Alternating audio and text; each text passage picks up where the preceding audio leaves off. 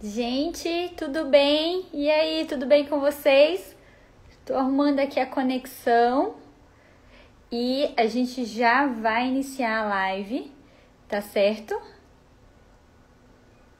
A gente já vai iniciar a live, deixa eu terminar só de arrumar a conexão aqui.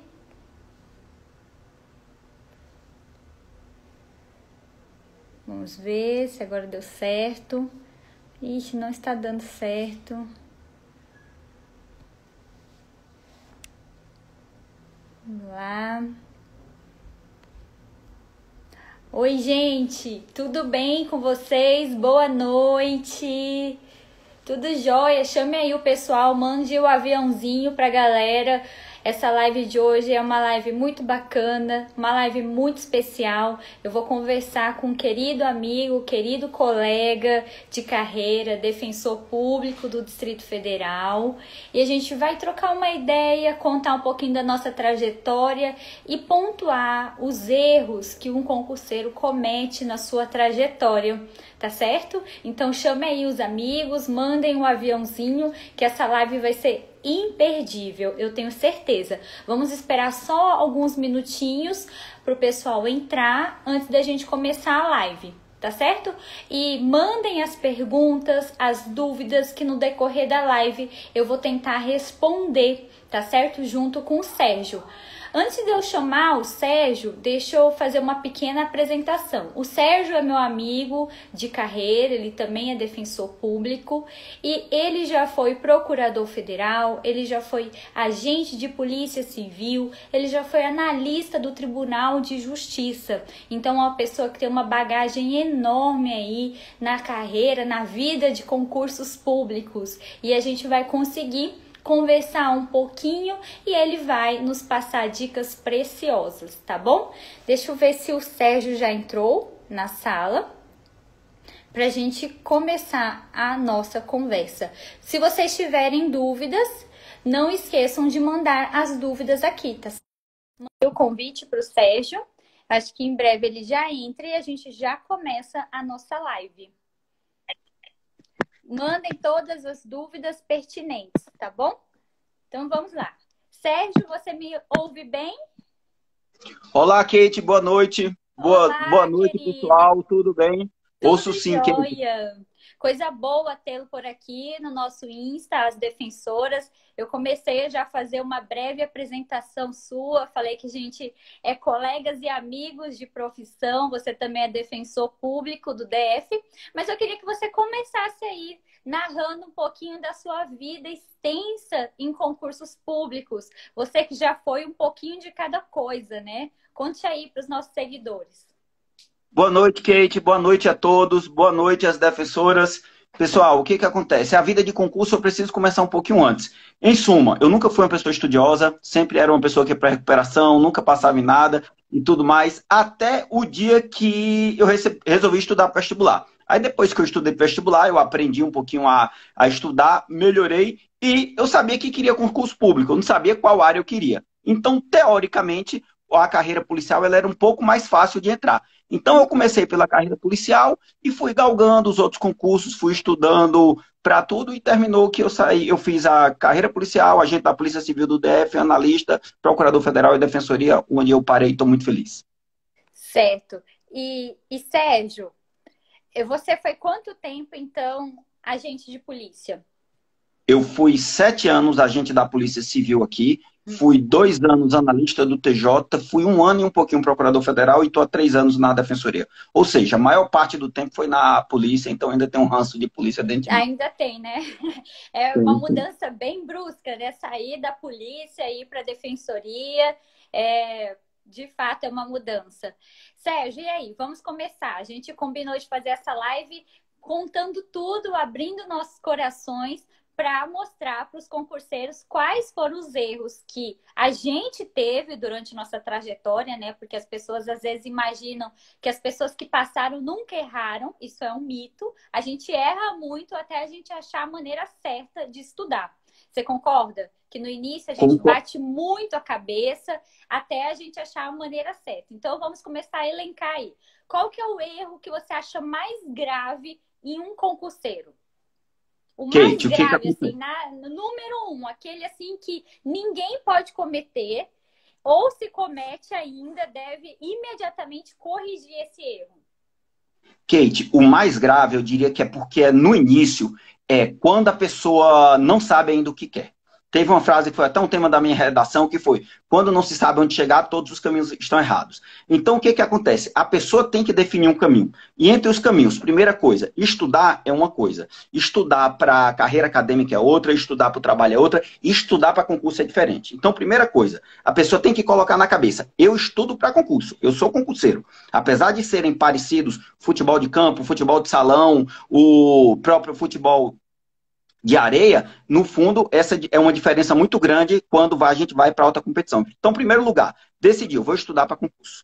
Aí, depois de estudar para concurso, você tem que definir uma área qual seguir, entendeu? E aí, vem o exemplo da medicina. No começo, todo mundo era médico. Todo mundo era médico no começo, aí depois vieram as especializações e, por fim, as super especializações. Não basta hoje ser médico, ortopedista. O cara é ortopedista de pé, ele é ortopedista de coluna. Então, assim, tem que escolher uma área e seguir nela. Porque se você ficar atirando para todo lado, não sai do canto. Eu diria que esse é o maior erro, porque depois disso, aí você vai para trás, você segue o caminho. Certo, então, Porque eu acho que todo mundo já sofreu com isso, né? sim, com certeza. Então, na sua concepção, eu concordo com você. Eu acho que a gente tem que escolher o que você quer ser. Eu acho que você tem que ter um objetivo final. Mas eu acho também que durante a nossa trajetória, a gente precisa fazer alguns desvios conscientes. Alguns desvios, assim, sai um concurso parecido com aquilo que você estuda, eu acho que você tem que testar os seus conhecimentos. Você concorda também que é preciso fazer algumas adaptações, alguns desvios? Kate, o que eu acho legal sempre fazer? Vamos dizer assim, a pessoa estuda para estadual, que eu chamo. Juiz, promotor, defensor e promotor estadual. A pessoa estuda para isso. Então, sem edital, estuda de um jeito. A partir do momento que os editais vão saindo, a pessoa vai fazendo os devidos ajustes. Tá? Agora, o que sim, uma coisa que eu noto assim, que é uma dúvida que muita gente sofre: estudar para concurso de servidor ou para concurso de carreira. Em regra, são estudos completamente diferentes. Aí Sim, eles já não se encaixam tão bem. Entendeu? Assim, sim. vamos dizer. Porque, assim, você estudar para analista do TJ e analista do TRF são parecidos. Para Uhum, juiz daqui e promotor de outro lugar são parecidos. uhum. Mas, quando você vai entre membro e servidor, em regra, eu prefiro que feche uma etapa para depois ir para E outra, para porque outra estudar etapa. português, informática e raciocínio lógico tem um peso muito grande para concurso de servidor e para os concursos de carreira já. Mas Não as tem. adaptações, elas têm que ser feitas. Tem que ter esses desvios, porque senão a coisa não flui, não. Porque senão, né, Sérgio, a gente fica simplesmente só estudando a teoria, teoria, teoria, e a gente não se exercita. Eu costumo falar para os meus alunos de cursinho que é como se fosse um nadador que ele vai, estuda tudo sobre a piscina. Ele sabe a piscina, como que ele deve cair na piscina, tal, mas ele não pula na piscina. Ele não testa o conhecimento dele na piscina. Ele nunca vai ser um exímio nadador. Então, eu acho que é importante, eu concordo com você, que a gente tem que sim fazer alguns desvios. E qual é o segundo erro, Sérgio, que você acha assim também um erro muito ruim para os concurseiros?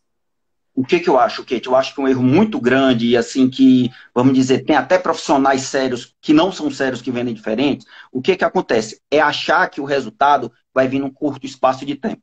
Eu sempre falo para o pessoal que estuda para concurso e tudo mais, é aquele ditado chinês: se planejas para um ano, plante arroz; se planeja para 10 anos, plante árvore; se planejas para 100, se estuda para concurso, planeje para 100. Por quê? Qualquer trabalho sério envolvendo concurso público, envolvendo estudo, é longo prazo. E quando eu falo longo prazo, eu estou falando de anos. É um projeto de vida, 1 ano, 2 anos, 3 anos, 4 anos. E se a pessoa não entra sabendo que vai ser o longo prazo, que ele vai passar muito tempo nisso, um resultado, 2, 3, ele frustra, ele vai embora. Deixou Ele de vai ser embora. concurseiro. Com Então já certeza. tem que botar na cabeça, vai demorar muito e vai ser difícil. Uhum. Entendeu? Pelo menos esse é o caminho da imensa maioria. Sim, também acho, porque senão fica igual aquele cavalo paraguaio, né? Que ele tem uma arrancada muito boa, mas ele não sustenta o estudo dele. E também é a mesma coisa do maratonista. Não adianta ele ser excelente nos 100 primeiros metros e ele não conseguir fechar uma grande maratona, porque concurso público, sobretudo concurso de carreira, como é o que você já passou para procurador federal, é o que a gente é atualmente, defensor público, existem várias etapas, né, Sérgio? Não adianta a gente queimar a largada ou só estudar ali para a primeira fase e esquecer da subjetiva, esquecer da prova oral, esquecer para quem estuda para delegado da prova de atividade física. Então, é verdade, eu também concordo com você que é um estudo a longo prazo, longo mesmo.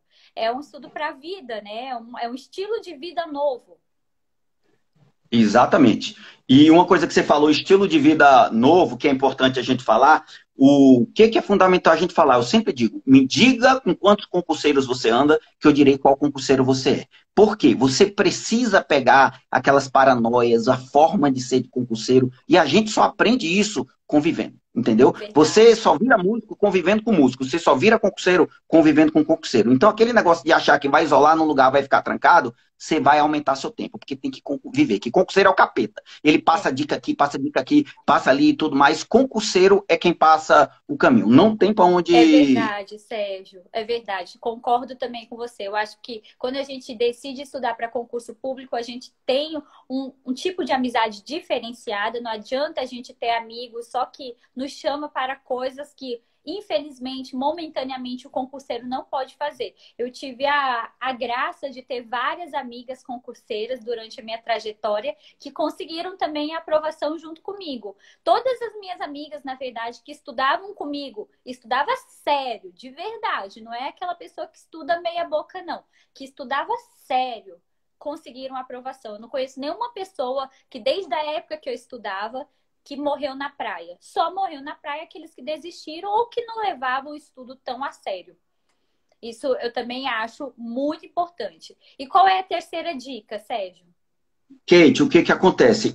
Retribuindo aí, confirmando o que você falou. Todo mundo que trabalhou comigo na polícia, que estudava concurso a sério, que levava a sério, tá todo mundo no carro que queria, entendeu? Eu digo a sério mesmo, aquele de É vender a alma e sério. dizer eu vou passar, entendeu? Não é, não. Todo mundo terminou onde queria. Tem uma pergunta aqui de uma pessoa que já é um dos erros que a gente fala, cursinho, doutrina ou resumos.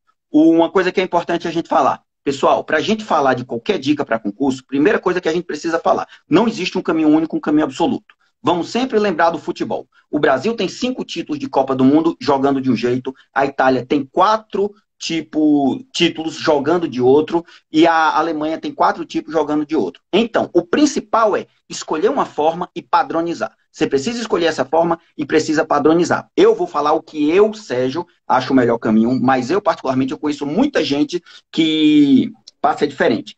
Complicar. Concurseiro adora complicar. Adora complicar, adora inventar coisa maluca, coisa diferente. E para você ser competitivo, tem que ser simples. O Barcelona, um dos melhores times do mundo, o Barcelona de Messi e Guardiola, o que ele tinha de diferente? O passe. Fazia simplicidade. Rogério Sampaio foi campeão olímpico com o golpe mais simples do judô, o Osotogari. O que é simples, ser simples em relação aos concursos? Lei seca, exercício informativo. Esse é o tripé que é o mais simples de tudo. Em relação à lei, por que eu falo tanto da lei? Por 2 motivos. Primeiro, a gente lendo a lei seca, a gente não consegue vencer o edital, é um inferno para você ler o Código Civil inteiro. Agora vai ler uma coleção de 3 livros que você fica o tempo inteiro naquilo ali. E outra coisa também, a gente é engraçado, a gente chega, vai estudar lá, são fontes do direito. A imensa maioria fala que são fontes principais, a lei. A doutrina é uma fonte secundária. Mas quando a gente entra na faculdade no primeiro dia, o professor manda a gente ler a doutrina, não é a lei. É Entendeu? Não verdade. me pergunte por que isso acontece, mas é o que acontece. Então, assim, é Concordo. trabalhar sempre o tripé. Lei seca, exercício informativo. Entendeu? Que não Concordo, erra nunca. Sérgio. Concordo plenamente. Eu acho que isso fez uma diferença danada para mim na minha aprovação, tanto para o concurso de analista como para o concurso de defensor público. Eu era uma pessoa viciada na lei, viciada. Meu código era todo marcado, meu código era a coisa mais importante que eu tinha. Eu lembro que nas minhas viagens que eu fazia durante minha preparação, fiz algumas, já relatei. Meu marido falava, despacha seu código, coloca na mala. Eu, quê? Eu? Não, despacho tudo na mala, meu código vai comigo. Ia comigo no avião, ia comigo lá, porque eu tinha, assim, parecia que se sumisse aquele código, o negócio ia desandar para mim. Eu tinha um apego ao meu código, porque eu estudava muito. E eu lembro que durante o meu estudo, eu ficava numa biblioteca e uma menina chegou para mim e falou bem assim, um dia você vai saber esse código de cor, de tanto que você fica lendo. Mas assim, ela não falou isso para mim numa situação assim, nossa, que menina bacana que estuda lei. Ela falou isso me desdenhando, sabe? E eu fiquei pensando, tomara mesmo que um dia eu decore o código, porque a gente sabe que na primeira fase, né, Sérgio, caem muitas questões que são a literalidade do código.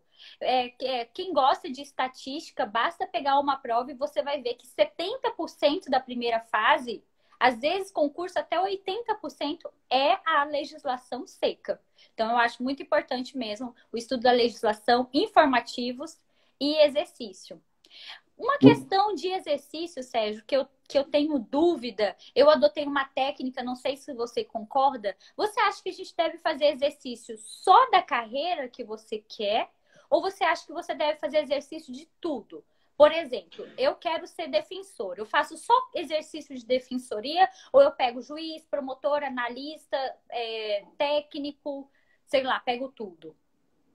Kate, olha só, em regra, o que que acontece? Mais importante do que a carreira se é um concurso de banca, eu acho que é a banca. Por exemplo, você vai fazer juiz CESP, tá? Então você tem que fazer CESP, é banca CESP. É vomitar a banca CESP de todos os cargos. Agora, por exemplo, você vai fazer juiz que é feita pelo Tribunal do Estado.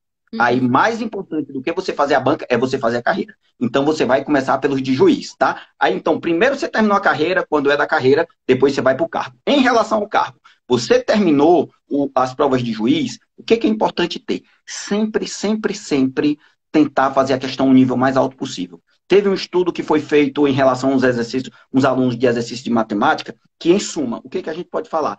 Terminava a aula, o professor colocava os exercícios fáceis. E depois terminava a aula e colocava os exercícios difíceis. Em suma, aqueles que tentavam sempre com exercício difícil, ainda aqueles que não conseguiam concluir o exercício, lá na frente eles desistiam menos e eles tinham melhor êxito. Então, moral da história, sempre a banca e o exercício mais elevado possível. Vai fazer para técnico, estuda por exercício de juiz. Vai fazer para juiz, estuda pelo exercício do capeta, do raio que eu parto. Por quê? Quanto mais difícil, melhor para sua cabeça. E, Sérgio, a pessoa que ainda não sabe, agora, sim, a gente está num momento bem atípico, porque a gente está nessa pandemia, alguns concursos ainda não saíram. Se eu não sei se o meu concurso vai ser pelo CESP, pelo FCC, eu faço qualquer tipo de exercício?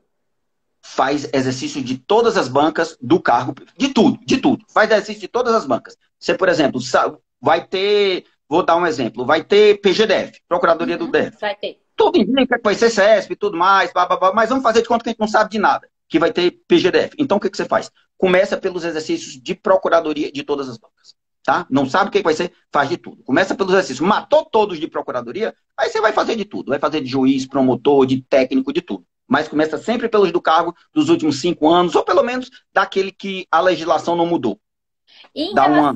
Em relação à informativa, a gente está falando, pessoal, dos tripés, que a gente acha muito importante para aprovação, que é legislação, exercício e informativos. Informativo, Sérgio, você aconselha quanto tempo a gente estudar, com que frequência e até que ano chegar? A gente chega a 3 anos, 4 anos? Essa é uma dúvida também que a gente recebe muito. Kate, o que acontece? Isso é uma coisa que, vamos dizer assim, não é absoluta. Principal coisa que precisa a gente falar hoje. Não existe estudo completo, 100% completo. Você vai sempre trabalhar com custo-benefício. Beleza, beleza.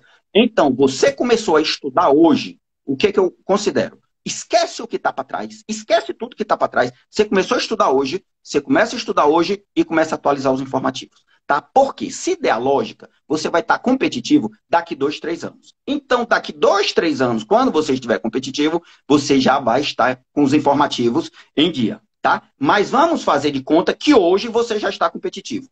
Então, se você já está competitivo, você precisa estar com pelo menos dos 2 anos.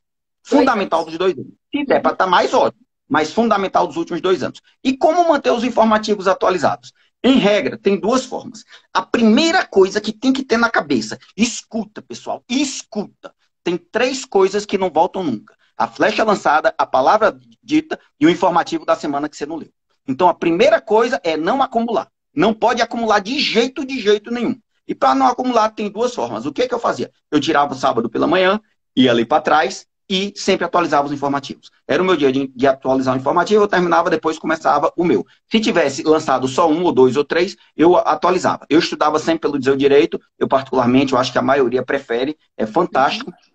Então, desse jeito. Outra forma que tem de estudar é você tá lá com seus estudos, de atualizar. Então, você tá lá estudando o seu cronograma que foi feito. Você tá lá estudando constitucional. Sai informativo novo, você suspende o cronograma, atualiza o informativo e depois volta. De qualquer uma das 2 formas está certo. Escolhe um horário fixo ou então para o seu estudo e atualiza o informativo. Por quê? Todos 2 você vai estar com ele totalmente atualizado. Tá bom? Uma pergunta que foi muito feita em relação se basta ler ou se tem como revisar.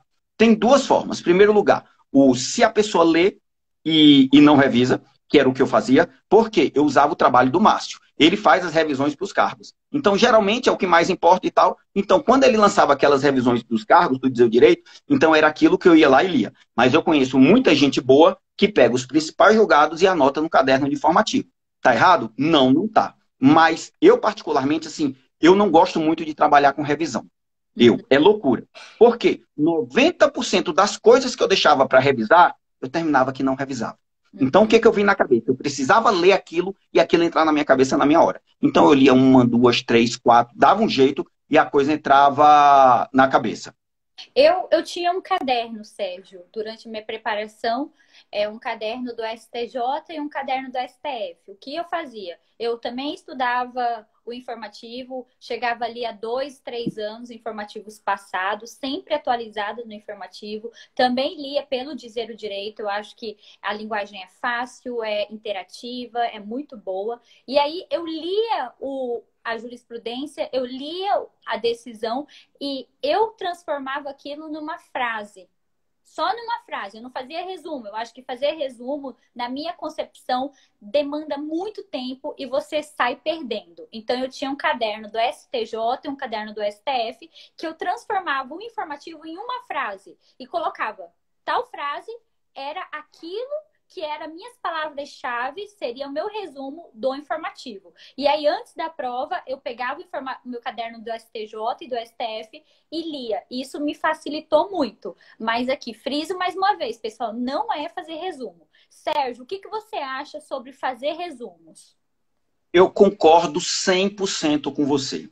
Tinha um amigo que ele estudava fazendo resumo, ele está com 180 anos para tentar vencer o edital. Por quê? Não dá tempo, meu amigo. Para você ler, você sair lendo a lei seca, não dá tempo. Imagine resumir tudo, entendeu? Não dá jeito, não dá tempo de jeito nenhum. Então, nesse ponto, a gente tem que ser muito prático. Porque não dá tempo mesmo. O que é importante? A Temis até falou, ela fazia o caderno de informativo, mas depois ela não lia. Por quê? Fazer o caderno de informativo tinha uma importância muito grande. Ela transformou o estudo em estudativo. O que é o importante quando você anota, quando você transcreve, quando você passa alguma coisinha? É você tornar o estudativo. E depois você pega o resumo, em regra, e joga fora. Entendeu? Porque você tornou ativo, aquilo te ajuda a memorizar. É igual aula. Qual é a forma certa de assistir aula? Sempre transcrevendo, sempre puxando uma setinha e tal. Não para depois você ler o resumo. Só para que você interaja mais com a aula e você aprenda mais. O estudo ativo, você fala, envolve mais de um setor, envolve assim, a leitura, a transcrição. O que seria um estudo ativo? O que acontece? A leitura em si, que é o que muitos concurseiros fazem, ele seria, vamos dizer assim, um estudo passivo. O que seria o estudo ativo? Seria colocar a mão na massa. Seria, vamos dizer assim, você tentar interagir com o papel.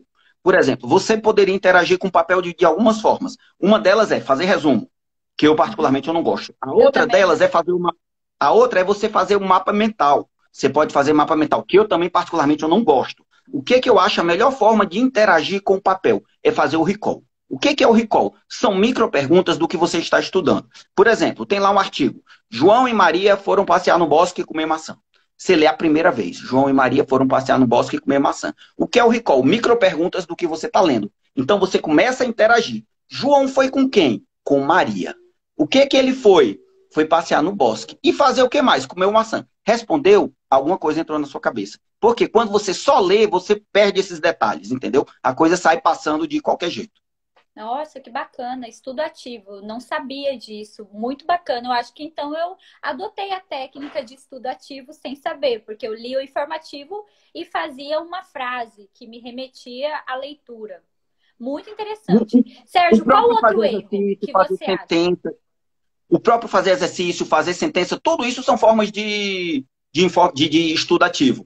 Uma coisa que Uhum. falaram ali do Vade-Mecum do Dizer o Direito. Eu acho fantástico. Eu sou suspeito para falar do Dizer o Direito, porque eu sei que a gente tem muita gente no direito, esse povo metido a besta, esse povo que acha demais e tudo mais. E o Márcio, o que que ele faz? Ele transmite o conhecimento com profundidade e simplicidade. Entendeu? Muito. Então, assim, é isso para mim que se precisa no direito. Entendeu? Então, assim, tudo que é do Dizer o Direito, que eu já li, que veio do Márcio, eu não li outras coisas que tem, não. Eu sou suspeito para falar porque ele é muito bom, então vale muito É a muito pena. bom. Agora, o Vade-Mecum do Dizer o Direito, ele serve muito para revisão e tem muito a hora morta. O que é a hora morta? É aquele horário que você não ia estudar. Então, você escolhe uma coisa que você gosta. Por exemplo, eu gostava de ler o jurisprudência e às vezes eu lia na hora morta. Então, pegava um Vade-Mecum desse, umas coletâneas dessa de jurisprudência, e ia ler no horário que eu não ia estudar de qualquer jeito, tipo assim, uma diversão boa. Erro. Vamos lá, Kate. Você falou de erro, um erro que tem muito comum. A pessoa não estudar todas as matérias. Do tipo, o seu concurso tem 12 matérias. Ai, não, mas olha só, eu vou estudar essas 8 e depois eu estudo tantas. Eu comecei na minha vida estudando tudo, que. Tudo errado. Comecei com 2 matérias, depois eu fui para 4, fui para 8, depois eu aumentei. Terminei todas. Por quê? Se o concurso cai em 22 matérias, você precisa estudar as 22 matérias. As 22 matérias. E o que é sempre bom a gente ter na nossa cabeça? Se é para estudar, é melhor você estudar 15 matérias, sair o seu concurso, você diminui para 12, do que você estudar 9, sair o seu concurso e aumenta para 12. Tá? Por quê? Você não consegue correr atrás daquilo que você nunca viu.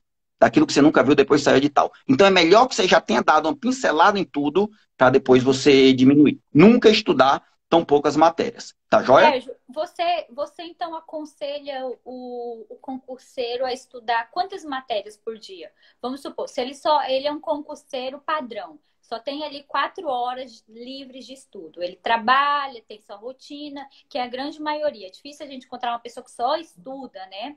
Existem também essas, mas assim, falo para aquelas pessoas que têm um horário mais reduzido. Quantas horas você acha que a pessoa pode estudar para passar em um concurso legal? E como que você acha que deve ser feita a divisão desse horário de estudo? E como que você acha que a pessoa consegue estudar 25 matérias, 20 matérias nessas 4 horas? Quais seriam as dicas? Kate, o que que acontece? Uma coisa que é muito importante falar. Primeira coisa, a pessoa precisa se conhecer, tá? Primeira coisa, a pessoa precisa se conhecer. Em relação às matérias, eu acho ideal a pessoa estudar entre 1 a 2 horas de cada matéria. Entre 1 a 2 horas de cada matéria, tá? Você precisa se conhecer. Se você não se conhece ainda, você vai estudar 1 hora e meia por matéria, tá? Você ainda não se conhece, não sabe como funciona, você vai estudar 1 hora e meia. Então, como que a gente vai fazer desse jeito? Como que a gente vai fazer? Você falou aí que o cara tem 4 horas. Eu não Tem. gosto de cronograma fixo. Eu coloco como se fosse um ciclo. Eu sempre faço como se fosse um ciclo. Se a pessoa tem, por exemplo, 4 horas, ele vai estudar 1 hora e meia da matéria A, mais 1 hora e meia da matéria B, e a matéria C ele vai estudar 1 hora. No outro dia, ele está com 6 horas.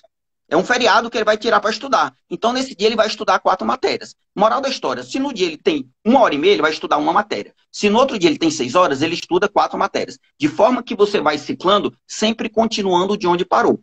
Entendeu? Porque eu não gosto de cronograma fixo do tipo, estuda quarta-feira de manhã. Porque quarta-feira de manhã seu pai morre. Aí você chega sábado, ah não, mas sábado eu chego e coloco lá para revisar. Aí sábado você está com Covid. Então, não tem como. Então, assim, o importante é sempre continuar de Onde onde parou? parou. Eu acho que Certo. esse é o melhor tempo. Certo. E aí, durante esse período, Sérgio, você acha que a pessoa ela deve priorizar? Se ela tem 4 horas, como que ela deve fazer a divisão do tripé que a gente falou? Legislação, jurisprudência e exercício. O que que acontece? Repito, isso é uma opinião muito pessoal. Mas se a pessoa está começando, eu gosto que ela trabalhe unicamente exercício o tempo inteiro. Só exercício. E por que exercício? A pessoa está começando, eu quero que ela tenha um crescimento rápido. E o que acontece? Por que eu falo crescimento rápido? Porque 80% das questões, eles estão concentrados em 20% dos artigos, em 20% dos assuntos. Então, a pessoa precisa fazer só exercício para pegar aquele assunto mais beabá, a pegar aquele blá, blá, blázinho simples. E como a gente não está dando muito tempo à doutrina, os exercícios comentados, eles são fantásticos. Por quê? O que o aluno precisa saber de doutrina? É aquela doutrina básica, batida. Tempo do crime, hermenêutica constitucional. Essa doutrina básica, você vai encontrar tudo nos exercícios comentados. Então, no começo, para ele crescer rápido, unicamente exercício comentado. Aí faz a atualização do informativo, como eu falei. Começou a bater na trave. O que eu chamo de bater na trave? Ficar 10 pontos da nota de corte. Começou a ficar 10 pontos da nota de corte, aí insere a lei seca. Por quê? Vai atrás daquela gordurinha que está faltando. Aí eu coloco 30% mais ou menos de lei seca. A pessoa vai continuar de exercício, 30%. Até aumentar, ficar meio a meio lei, meio a meio exercício. Mas começar sempre por exercício, para começar do batidão mesmo. E quantos exercícios, Sérgio, você acha o ideal? Assim, para a pessoa estar assim, bem boa mesmo. O ideal. Qual quantidade? Por semana. Por semana. Em regra, uma pessoa, para ela estar competitiva, ela tem que fazer 50 questões por dia. 50 a 100. Tá? O mínimo de 50, o máximo de 100. Menos de 50, nem concurseiro é. Mais de 100, a chance dela se estressar no longo prazo, de ficar muito, muito pesado, ela é grande demais. Então, assim, trabalhar entre 50 ou 100 por diário é uma boa quantidade. E aí esquece. Esquece um ano, esquece duas, que é uma poupança que você vai estar fazendo, que vai render mais do que qualquer bolsa, do que qualquer coisa que você investir, são essas 50 questões diárias. Verdade, Sérgio. Durante a minha preparação, eu tinha metas e a minha meta era 100 questões. Eu fazia 100 questões por dia. Fazia chuva ou sol, tava lá, 100 questões por dia. E aí chega uma hora que você fala, nossa, 100 questões, muita coisa. Vai chegar uma hora que o candidato vai perceber que as questões, ela começa a se repetir de uma forma que você bate o olho e já fala, ai, vai perguntar aquilo de novo. Ai, a pegadinha vai estar novamente nesse ponto. Vai mudando a forma de perguntar, mas a essência é a mesma. Então, aquelas 100 questões que demorava muito para você fazer, depois ela é feita de uma forma mais leve. E eu gostava, Sérgio, também quando eu errava uma questão, assim, cara, eu errava, eu transformava a assertiva que eu errava, que eu não conseguia fixar de jeito nenhum, para uma assertiva verdadeira. Eu também tinha um caderno de erros de questões. Eu pegava aquilo que eu não entrava na minha cabeça de jeito nenhum e transformava numa frase, numa premissa verdadeira. Que isso me ajudava a ter um estudo ativo, né? A fixar a matéria.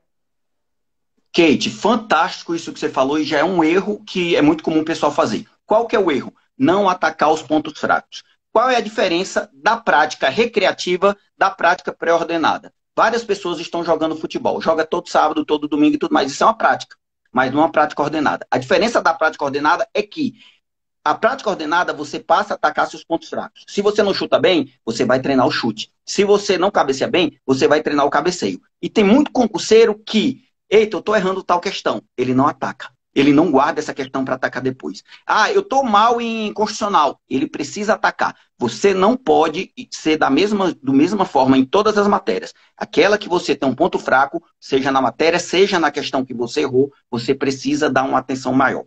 E o que é fantástico, tão bom quanto o caderno de erros que você falou, é o Anki. O Anki é um aplicativo que ele trabalha com fichamentos. Então, como que ele funciona? A pessoa pega lá, errou uma questão. Você coloca essa questão que errou no Anki.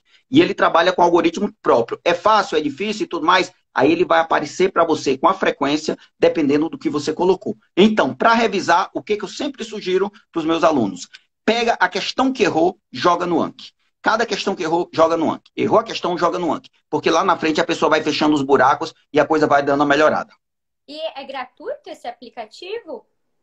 Ele tem as duas versões, o gratuito e o pago. Mas pelo gratuito o pessoal já está brincando muito bem com ele. Já dá para brincar legal. Sérgio. E aí você baixa no celular e vai jogando, vai alimentando. Tem para o Android e tem para o iPhone, tem para os dois. E o que ele trabalha? Com uma revisão, sistema de fichamentos com algoritmo próprio. Se você botou a questão é difícil, logo, logo ela aparece para você. Você botou fácil, ela vai demorar um pouco mais para aparecer. Aí você refaz a questão que você errou. Seria isso? Aí, na verdade, ela vai passar a ficha para você. Por exemplo, você vai colocar lá o que você errou. Por exemplo, o erro. A frase que você colocou lá, por exemplo, para você revisar. A frase da questão que você colocou, entendeu? Vai estar lá do jeitinho que você colocar. Então, assim, ela vai te rememorizar o assunto que a pessoa errou. Ajuda demais. Que bacana, pessoal. Então, olha só, dica muito boa. Anki, não sabia. Vou dar uma pesquisada depois e depois eu vou fazer um stories explicando aí como é que funciona esse Anki. Dica do Sérgio, muito bacana. Qual outro erro, Sérgio, que você acha bem ruim? Estudar após o edital.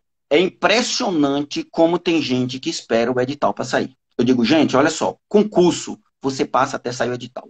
Quando sair o edital, você tem que sentir aquele friozinho na barriga e dizer, esse concurso é meu. Se você sentiu esse friozinho, você tem chance, você vai concorrer.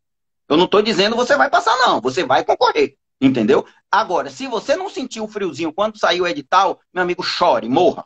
Então, o que acontece? Você tem que estudar, ó. Gente, ó, o concurso, o edital, ele vai ser 3 meses durante o ano.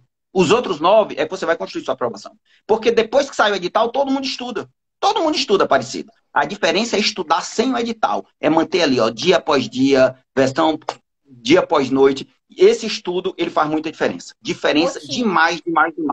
Rotina. Rotina sem edital, chuva ou passa sol, entendeu? Isso é a maior diferença. Outra dúvida também, Sérgio. Sábado e domingo, dia de estudo ou dia de descanso? O que acontece? Eu acho que a pessoa tem que ter um dia de descanso por semana, tá? Aí, nesse dia, se ela quiser estudar, ela não pode. Por quê? Como nós já falamos anteriormente, em regra, é um trabalho que envolve anos. 1 ano, 2 anos, 3 anos, 4 anos. E se você entra essa de não descansar, de não ver sua família e tudo mais, você não aguenta 1 ano, 2, 3, 4. Você surta, entendeu? A imensa maioria não aguenta. Então, o que é o segredo de passar em concurso? Você precisa aprender a estudar e viver. Claro, estudar muito mais do que viver, entendeu? Mas se você deixa para viver só depois que passa, meu amigo, você não aguenta. Não aguenta. Se fosse assim, todo mundo estava fazendo prisões. Bota lá, o povo vai estudar na prisão, fica lá 4 anos preso e passa. Mas se o cara fica preso, ele não passa. Porque ele precisa estar feliz. E para ele estar feliz para produzir, ele tem que sair, ele tem que encontrar pessoas e tal. Então, assim, eu acho fundamental. Tira 2 turnos ou um dia completo. 2 turnos ou um turno, dia completo. Ou dia completo para descansar. Interessante. Eu não estudava aos domingos. Domingos eu ficava, de fato, mais descansando, fazendo o que eu queria. Quando saía o edital, eu confesso que eu estudava sábado e domingo. Não sei se seu conselho muda. Assim, quando saiu o edital, eu queria muito o concurso da Defensoria Pública. Atualmente sou defensora. E aí, no final de semana, quando saía o concurso, eu estudava. Eu não tirava esse dia de descanso. Você acha que é um erro, Sérgio? O que acontece? Não. Uma coisa que é importante a gente falar em relação ao concurso quando sai o edital. Existem 3 tipos de corredores. Existe aquele estilo Zequinha Barbosa, que ele entra lá numa corrida de 800 metros e ele corre da primeira à última volta do mesmo jeito. Tem aquele que começa mais rápido e no final ele esmorece, mas que não significa que ele é ruim. E tem aquele que ele vai muito bom e no final ele dá o sprint, ele corre mais. Eu, particularmente, eu era o Zequinha Barbosa. Você era do sprint. Você era do sprint. Exatamente. Você chegava no final, você dava o gás. Eu não. Eu era o reloginho do mesmo jeito. Eu trabalhava sem edital, do mesmo jeito com edital. Então, assim, não tem como a gente dizer é certo ou errado. São características diferentes e que o importante é cada um se compreender como é. Porque se eu for dar sprint em véspera de concurso, eu surto, eu fico muito ansioso, não consigo dormir e atrapalha. Então, com o tempo eu aprendi, ó, minha forma de trabalhar é essa e deixa o pau cantar. Entendeu? Então é importante a gente fazer autorreflexão e saber qual é o seu estilo, né? Como é que você... Mas assim, eu agora estou me identificando nas pessoas que você está estabelecendo. Porque eu não sabia que de fato eu era assim. Mas eu agora, analisando, quando saiu o edital, eu conseguia dar um gás assim que eu nunca tinha dado durante a minha preparação. E isso... Pelo contrário, ao invés de causar ansiedade em mim, como você falou, em mim causava contentamento. Eu ficava tranquila se eu fizesse isso. Agora, se eu mantesse a rotina, eu ficava meio surtada. Olha como é inverso. Pois é, exatamente. Por isso que a gente tem que se conhecer, entendeu? Porque não adianta Sérgio tentar ser a Kate, Kate tentar ser o Sérgio, porque eu vou me frustrar, você vai se frustrar. Entendeu? E existem vários caminhos, por isso que a gente precisa se conhecer. Uma pergunta legal da Temis. Atividade física na rotina de estudo. Sim, é preciso ter atividade física na rotina de estudo. Eu vou fazer aqui um gráfico meia boca, que eu não sei se vai dar para a gente ver direitinho. O que que acontece, pessoal? O que que os estudos mostram em relação à atividade física na linha de estudo? Isso aqui você não faz atividade física nenhuma. Então você começa a fazer atividade física, seu nível, seu desempenho vai aumentando. Seu desempenho está aumentando, aumentando, até chegar aqui em certo ponto. Depois você aumenta demais a atividade física, está fazendo lá 8 horas, 10, 15 por semana, seu rendimento começa a diminuir, diminuir, diminuir, diminuir. Moral da história, você precisa fazer atividade física de forma equilibrada, que aí o seu desempenho vai aumentar. Mas se você quiser ser um atleta, o seu desempenho vai e cai. Então, moral da história, não sou educador físico e tudo mais, mas eu acho que para um concurseiro é trabalhar de 3 a 6 vezes, de 40 minutos a 1 hora, é um legal para concurseiro, que vai ajudar você e você não vai diminuir seu desempenho. Nossa, tá bom? Fantástico, muito bacana. Eu também fazia atividade física durante a preparação, eu separava um tempo. Obviamente que hoje, depois de aprovado, eu faço bem mais atividade física, eu fico mais tempo na academia, mas era, assim, uma coisa que eu não abria mão. Conseguia ir pelo menos 4 vezes na semana, 40 minutos a 1 hora, só para dar uma dessurtada, né? Conseguir manter aí a sanidade. Sérgio, outra questão aqui. É como a gente treinar a nossa ansiedade na véspera de prova. Assim, eu conheço bons concurseiros, de verdade, bons concurseiros, que na hora da prova dá aquele branco, dá aquele piripaque, dá aquele taque cardíaco, que não consegue desenvolver o raciocínio. Eu acho que, não sei se você vai se recordar, mas no nosso curso para defensor público tinha uma moça que ela era do Sul, e ela estava super bem classificada no nosso concurso. Ela era, assim, na primeira fase, eu acho que ela era segunda, terceira. E na fase subjetiva, na segunda fase, na dissertativa, ela teve uma crise no meio da prova, uma crise de choro, de ansiedade, e não conseguiu. Ela perdeu o concurso. Perdeu o concurso. Qual é a dica? Eu sei disso porque a Lídia das defensoras, fez a prova junto com ela na mesma sala e depois ela me relatou. E eu sei que essa moça era boa porque eu lembro que ela era tipo uma segunda, terceira colocada na prova objetiva. Qual é a sua dica, Sérgio, para a gente manter assim a nossa serenidade, lidar com ansiedade, lidar com o famoso branco? Que você vê a questão, fala assim, caramba, essa questão eu fiz, eu sei esse prazo, eu sei isso, e na hora não vem a resposta. Kate, olha só, o que que acontece? A gente for falar da ansiedade, se a gente for aprofundar e tudo mais, a gente vai ter que chamar a psicóloga Nicole, que tá vendo aí, são 10 horas para análise, mas eu vou tentar simplificar. Primeira coisa, só tem uma forma de você se habituar com prova, é fazendo prova, entendeu? Tem que se habituar a fazer prova. Por exemplo, você vai pra guerra, meu amigo, no que vai te dar controle emocional lá, quando tiver o estampido no pé do ouvido e tudo mais, não vai ser psicólogo, não vai ser psiquiatra, vai ser o treinamento quanto mais duro possível. Então, você precisa simular provas, tanto no seu treino, como provas de verdade, como provas daquele concurso que você não quer. Nada, nada, nada, nada, nada, nada vai te substituir essa mão na massa. Nada. Então você precisa estar lá todo dia para você chegar uma hora lá e se dizer, eu estou confortável, estou na prova. Isso aqui é meu ambiente de casa. Então a primeira coisa tem que botar para lascar nisso. Segundo lugar, o que eu gosto sempre? Tentar focar naquilo que a gente pode controlar. Por quê? A gente enlouquece muito. O que vai vir a prova? O que vai vir isso, aquilo? Peraí, o que eu posso fazer na prova? O que eu posso fazer na prova? Eu vou fazer o meu esquema que eu fiz. É Constituição, lei, doutrina, jurisprudência, papapá. Então, é focar no que você pode controlar. Por quê? Não dá pra gente controlar qual assunto vai vir, não dá pra gente controlar se vai faltar luz no dia. Então, focar sempre no que você pode controlar, isso diminui demais, demais, demais a ansiedade. E uma coisa que pode ser até pessimismo, mas que comigo funcionava, eu sempre piorava, eu me preparava pro pior. Eu sempre dizia, essa prova vai vir, eu não vou saber nada, mas eu vou me virar. Eu vou lá para dar o meu melhor. Eu sei que vai vir, eu não vou passar e tudo mais, mas eu vou lá e vou fazer o meu melhor. Porque era uma forma de eu tirar aquele peso das costas. Entendeu? Porque se eu botar na cabeça, eu vou passar, essa prova é minha, comigo isso não funcionava. Agora, para a gente aprender como que a gente funciona de verdade, a melhor forma é fazendo prova. Porque isso aí a gente aprende um erro que eu cometi em prova. Fazendo prova de segunda fase de procurador do Tribunal de Contas aqui do DF, eu fiz a questão de uma folha e outra. Só desatenção. Isso eu fiz isso no sábado e no domingo eu fiz de novo, você acredita? Eu fiz a questão de folha trocada. Moral da história, depois disso, nunca mais na vida eu fiz na folha trocada. Por quê? Eu começava a tomar cuidado. A primeira coisa que eu olhava era igual um jumento. Ó. Isso aqui é para fazer nessa folha. É para fazer. Então pronto, aí eu ia fazer. Entendeu? E por fim, em relação ao branco, o que todo mundo fala em relação ao branco, uma das técnicas, tudo. É para, respira, sai daquilo ali, vai tomar uma água, vai para outra questão, que depois a coisa volta. Às vezes o que ajuda? Eita, você estava estudando esse assunto lá na LBV. Então tenta lembrar da LBV, que quando você vai fazendo o caminho, você vai buscando, às vezes volta na sua cabeça. Fora isso, se deu branco, passa para a próxima, que na próxima você acerta.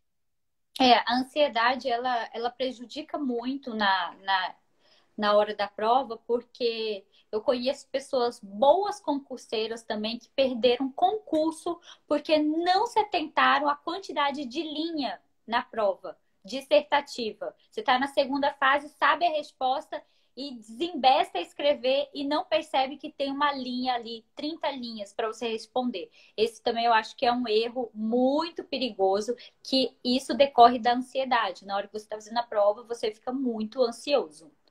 Manda lá, Sérgio, outro erro.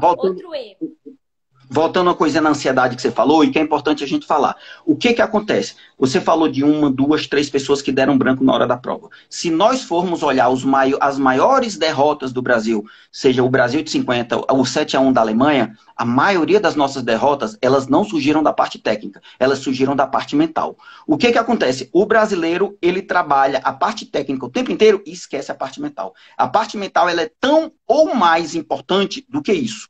E uma forma muito boa da gente trabalhar a parte mental é com a visualização. O que é a visualização? É uma técnica que você fecha o olhinho e imagina fazendo atividade de forma positiva. No Brasil, o povo acha que é frescura, que é crendice. Quem que faz isso? Phelps, André Agassi, o chinesinho campeão da ginástica olímpica. Hoje em dia, o mundo inteiro aí fora está fazendo a visualização. Quando o Phelps começou a fazer a visualização, as duas irmãs deles, que eram nadadoras, também já fazia. Então, é você chegar, ficar no quarto escuro, imagina que você está indo fazer a prova. E imagina a sensação. Eu estou pegando a prova, eu estou acertando a prova. Eu estou pegando a prova, eu estou acertando. O conhecimento está vindo na minha cabeça. Chegou a um ponto de o treinador de Phelps, quando ele ia para a competição, ele chegava e dizia, ei, o que eu vou conversar? Ele dizia, veja o filme. Veja o filme. Aquilo que você viu lá todo dia, você vai lá e coloca. A mesma coisa. Você vai treinar na sua cabeça, você vai até onde sua cabeça te levar. Nossa, que bacana. Então, assim, você está estudando e aí você para um pouco, mentaliza, você indo, pegando o seu carro, sei lá, indo com alguém, chegando no seu local de prova, abrindo a sua prova, fazendo a sua prova e trazendo, mentalizando que vai dar certo, que você vai ficar calmo, que as respostas virão. Muito bacana esse método de mentalização. Eu acho legal fazer, por exemplo, 5 minutos por dia, 6 vezes na semana. Tá? É preciso a gente dizer, pessoal, olha só, você não vai passar em concurso porque você vai visualizar. Você não vai. Não é você ficar paradinho imaginando que você vai passar. Mas sabe aquela questãozinha que você bate na trave? A gente ganha com esses detalhes. O ideal é fazer 2 tipos de visualização. Essa que eu falei, olhando a prova, acertando, chegando no dia e tudo mais. E aquele karma que todo concurseiro tem, do tipo, eu não gosto de estudar empresarial. Visualiza você estudando empresarial e aprendendo. Visualiza você estudando empresarial e aprendendo. Eu não gosto de estudar domingo à noite. Visualiza você estudando domingo à noite. Isso é algo que você quer ganhar aprendendo. Por quê? Primeiro acontece na cabeça, para depois acontecer na prática. Tá bom? Fantástico, porque isso aí ajuda demais. Fantástico. Sérgio, nosso tempo está acabando. Tem mais alguma dica aí de erro que devem ser evitados pelos concurseiros? Manda aí. Sim, pessoal. Olha só, o nosso tempo está acabando. O que eu vou dizer para vocês é o seguinte, ó. Primeira fase é tudo. Primeira fase é tudo, primeira fase é tudo, primeira fase é tudo. Concurseiro bom é aquele que chega, sai lá o resultado, vai lá no olho na vaga, olha e já pode estudar para a segunda fase. Tá bom? Primeira fase, o que separa menino dos homens é a primeira fase. Estudar para a segunda fase só depois que você passar na primeira. Primeira primeira fase é tudo, primeira fase é tudo, primeira fase é tudo. Não, estou mentindo. 5% do estudo você pode fazer para a segunda fase, treinando uma questão discursivazinha, meia hora, uma hora. Mas lembre-se, ó, primeira fase, primeira fase, primeira fase, primeira fase, primeira fase. Você nunca vai fazer uma segunda fase, uma prova oral, nada, se você não passar na primeira fase. Então, repito, ó, primeira fase, primeira fase, primeira fase, primeira fase, primeira fase. Eu desconfio que eu já falei isso. Tá certo, querido. Acho que a gente conseguiu responder tudo aí. Sérgio, olha só, faz um tempo que a gente não conversa sobre estudo. A gente conversava mais antes sobre estudo. Você me ajudou muito na minha trajetória. Mas é impressionante como você apurou mais ainda o seu conhecimento sobre estudo. De verdade, fiquei muito feliz com essa live. Aprendi pra caramba, tinha coisas que eu não sabia, que eu praticava, mas eu não sabia de forma técnica que eu praticava. Parabéns, essa live foi fantástica. Vou deixar salva aqui essa live. Muitas pessoas perguntaram aí se você se podem ter consultoria com você. Pessoal, o Sérgio, ele tem um método muito bacana, que é o JUS. Eu vou marcar aí depois, e depois vocês sigam lá o método. É um método que ele desenvolveu de estudo muito eficaz. Então, deixo a dica aqui, dica das defensoras. Obrigada, Sérgio, pela disponibilidade de vir aqui e compartilhar o seu conhecimento. Muito bacana a live, adorei todas as dicas que você deu. Espero que a gente tenha conseguido alcançar aí bastante concurseiros que estão ainda perdidos nessa caminhada, uma caminhada longa, mas muito gratificante, não é mesmo? Kate, muito, muito obrigado pelo convite, porque aqui não é um momento de trabalho, é um momento de encontrar uma amiga. Eu não sei se nas cervejas da vida eu já te falei isso pessoalmente, mas se não, o que eu falo sempre da gente estar com concurseiro? Eu era um concurseiro, depois que eu fui para a segunda fase, eu conheci vários concurseiros bons, entre eles a Kate, que me deu lá o Questões Discursivas, www.questõesdiscursivas.com.br, que foi fundamental para a minha aprovação. Sem aquele material, talvez eu estivesse estudando ali atrás até hoje. Viu? Kate, muito obrigado pelo convite. E, pessoal, eu só digo uma coisa em relação a concurso. Ninguém é obrigado a estudar para concurso. Existem 1000 formas diferentes da gente ser feliz. Mas se você tem uma chama dentro de você que te manda estudar, siga ela, tá bom? Siga ela porque vale muito a pena. Obrigadão, Kate. Valeu então demais. tá bom, Sérgio. Viu? Tchau, pessoal. Boa noite. Tchau. Até a próxima. Tchauzinho, Kate. Até mais. Obrigado. Até mais, pessoal. Boa noite.